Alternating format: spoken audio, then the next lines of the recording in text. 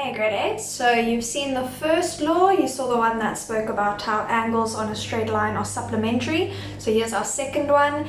It says that vertically opposite angles are equal to each other. Okay, now first off, what does vertically opposite angles mean?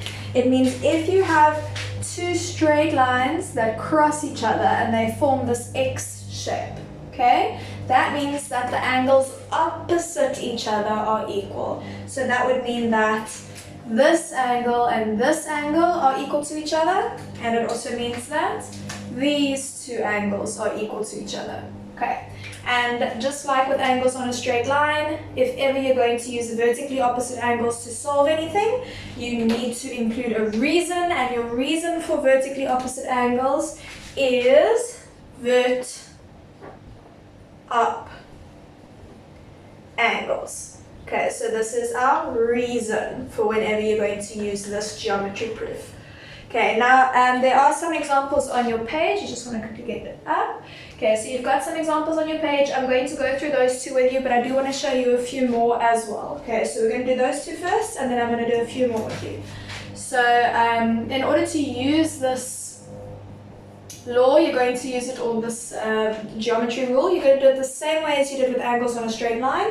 You start off by writing an equation and then your reason next to your equation in brackets, and then you solve your equation. Okay, so our first example is we've got two lines crossing each other like that. This line is called AB, this line is called CD, hey, yeah.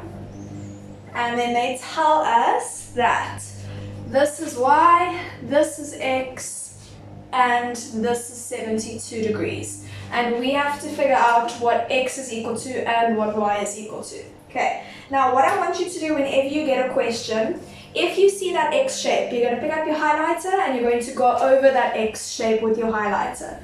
Okay, right now it's quite obvious because the X shape is the only shape in the image. But you can get tricky ones. You can get ones that look like this, and then you're not quite sure if it's an X shape or not, and you don't know what's going on. So here, for this one, for example, our X shape would be that straight line and that straight line. It's going to be two perfectly straight lines crossing each other. Okay. So you're going to pick up your highlighter and highlight the two straight lines crossing each other so you can see that X shape nicely. Okay, so we need to solve for X and for Y. Now, with that X shape, we can clearly see that X and 72 are vertically opposite, so those are equal to each other. So we've got X. Okay, when you set up your equation, you say one of the angles is equal to the other angle. So we're going X is equal to 72 degrees. That's our equation, and it's also our answer actually. Hey, we don't have to do anything here. This equation is already solved, but we do need our reason. Reason is we used the X shape here. We used the fact that vertically opposite angles are equal. Okay, now we still need to find Y. So we've got X. Now we still need to find Y. Now we've got that X shape, eh? So Y and this unknown angle over here, those are vertically opposite, but we don't know this angle, so it's not going to help us to use vertically opposite angles. So let's think, what else do we know about geometry? We know that two angles on a straight line must add up to 180 degrees, right? This line CD is a straight line, and it's been split into 72 and Y. So we're going to use angles on a straight line to find Y. We can say that Y and 72 together must add up to 180 because they are angles on a straight line.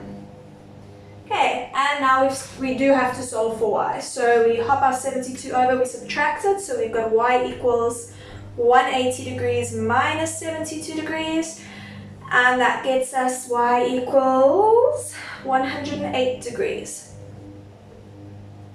Okay, and that's example 1 done.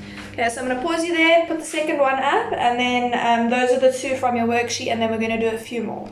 Okay, got it. So here's example 2. We've got this sort of figure over here. We know that this angle is 2x, that angle is x, and this angle here is 87. Now, remember what you do, as soon as you get a diagram, you pick up your highlighter, you look for the X shape. Okay, and in this one we do have an X shape. here is our X shape. Okay, so that means immediately we can say those angles are equal, although not really helpful because we don't know either of them.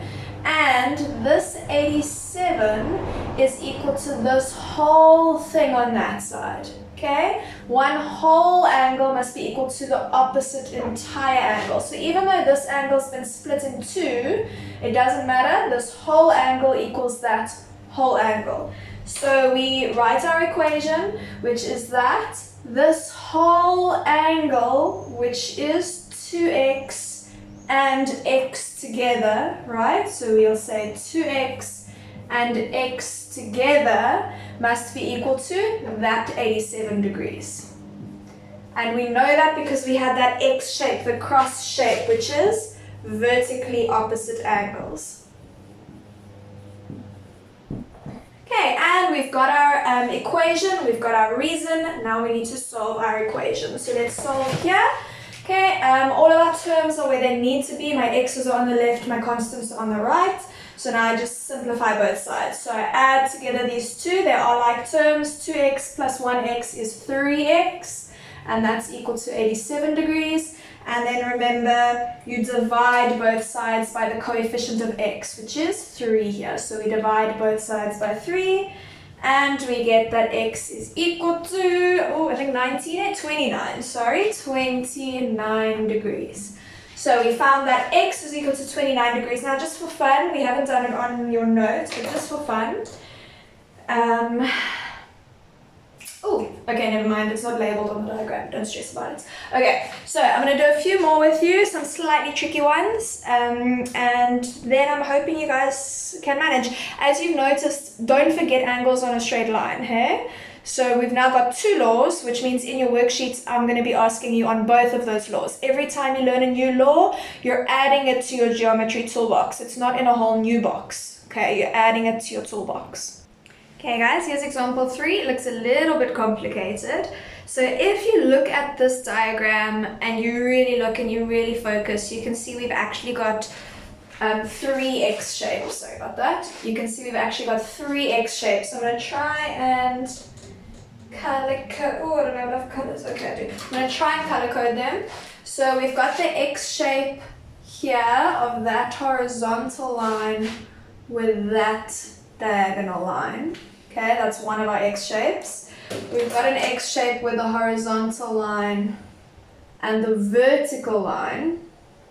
And then we've got another X shape with the vertical line and this diagonal line. So we've got 3 X shapes here. It's a little bit hard to see, but there are 3 X shapes here. And whenever you see those X shapes, you need to remember vertically opposite angles might help. Okay, just because there is an X shape doesn't mean it is going to be a vertically opposite angles question, but it could be.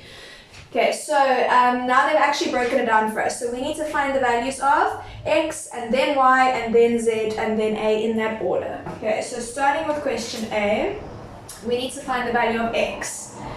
X is this angle here. Okay, the one between the horizontal and the diagonal. That's the one in the red X, which I've now sort of gone over so you can't see it so much anymore. Okay, that's in the red X. Do you see that? This X is being formed by the red cross shape. And that X and that 40 degrees, those are opposite each other. So we can say that X is equal to 40 degrees. How did we do that? Because we have vertically opposite angles. Okay, that's it for question A. Question B, they want Y. Okay, Y is over here. We've got 5Y. And this 5Y is being formed by the blue cross shape. Okay, 5Y is being formed by this cross shape there. And opposite this angle is that 35 degree. Okay, you can see if you follow the same lines, the angle that they're forming at the other side is that 35 degrees. So we know that this 5Y is equal to that 35 degrees. And we know that because we use the cross shape. We know that because we've got vertically opposite angles. Okay. Now for this one, it's not already solved. We have to solve it. So remember, when you've got something where your coefficient is not positive 1, you divide both sides by that coefficient. And we get y is equal to 35 divided by 5 is 7. It is 7 degrees. So y is equal to 7 degrees. Okay, question C. Question C wants us to find z. So this is z over here. So we know that z is vertically opposite a, right? So we know that z and a will be equal to each other, but that doesn't help us to figure out what the values of them are. It just helps us knowing that they're equal to each other. So vertically opposite angles is not going to help us to find the value of z. So what else do we know in geometry? We know that if you take 3 angles on a straight line, or all the angles on a straight line, and add them together, you'll get 180 degrees. So you can actually do, I'm going to do this one. Okay, this straight vertical line is split into 1, 2, 3 angles. Those all added together must give me 180 degrees. Okay, so we're going z plus 40 degrees plus 35 degrees must give me 180 degrees because they are angles on a straight line. Okay, now we solve our equation. So we're going to subtract the 40 and the 35 from the other side. And we're going to get that z is equal to 105 degrees. Yep, even though it doesn't look like it. Z is equal to 105 degrees. Okay, so now we've got z. Now we can go and do the last question. The last question is to find the value of a. Okay, and we already spoke about this. We already said, oh, I know that a and z are equal, but we didn't know what z was. Now we do know what z is. So now we can say a is also equal to 105 degrees. And we know that because it is vertically opposite that 105 degrees. Okay, this is a very, very tricky one. This is more something that you would see in grade 9, but I do just want to show you because you are a bright bunch. Yeah, please let me know if you're struggling. There are some questions at the bottom there. Biggest hint I can say to you is A, use a highlighter to help you to keep track of those cross shapes. And second hint or tip that I can give you is do not forget that you now know 2 geometry laws. Okay, there won't only be vertically opposite angles. There's also going to be some scenarios where you need to use angles on a straight line in the worksheet. Okay, so I'm going to leave you there. Let me know if you get stuck. Please do ask for help.